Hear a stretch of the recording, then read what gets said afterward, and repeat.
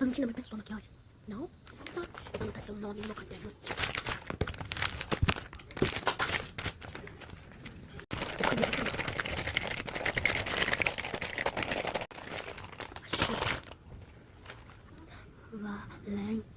Valentina.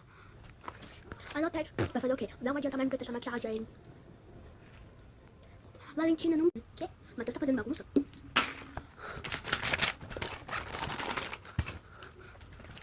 Mateus... Minha caneta tá falhando. Laura, me empresta uma caneta? Não? Tá. Eu vou anotar seu nome. Tinha, mas ainda tem tinta extra. Laura. Anotado. Agora, eu vou comprar outra caneta, me espere. Pronto, agora que eu comprei uma nova caneta, dá pra escrever os nomes dos alunos à vontade. Ai, amiga, você tá comendo cupcake. Não, pera assim.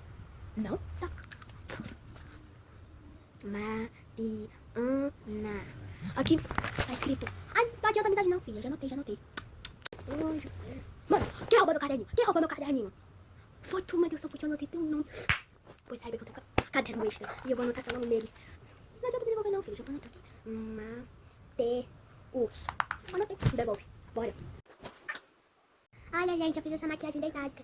Quem gostou? Eu fiquei linda, né? Ai, obrigada, amiga. Ai, Rony, que fofa. Quê? Não gostou? É pra aprender a me respeitar, porque eu sou a líder da sala, viu, Manel? Ana todos os nomes. Gente, alguém viu a Letícia? Faz 2 dias que ela não veio pra aula. Bem que ela disse que ia ficar mais bonita da sala. Será que ela tá se maquiando? Eu cheguei. Tá tudo bem com você? 2 dias seguidos pra ficar assim.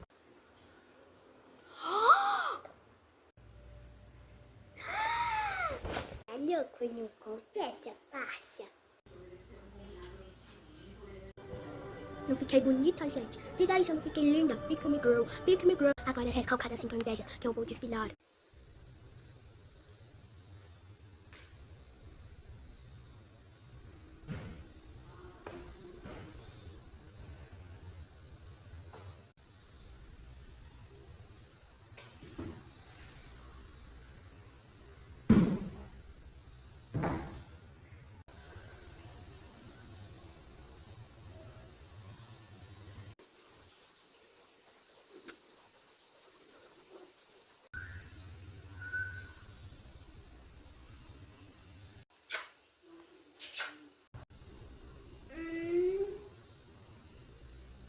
Vocês são todas feias.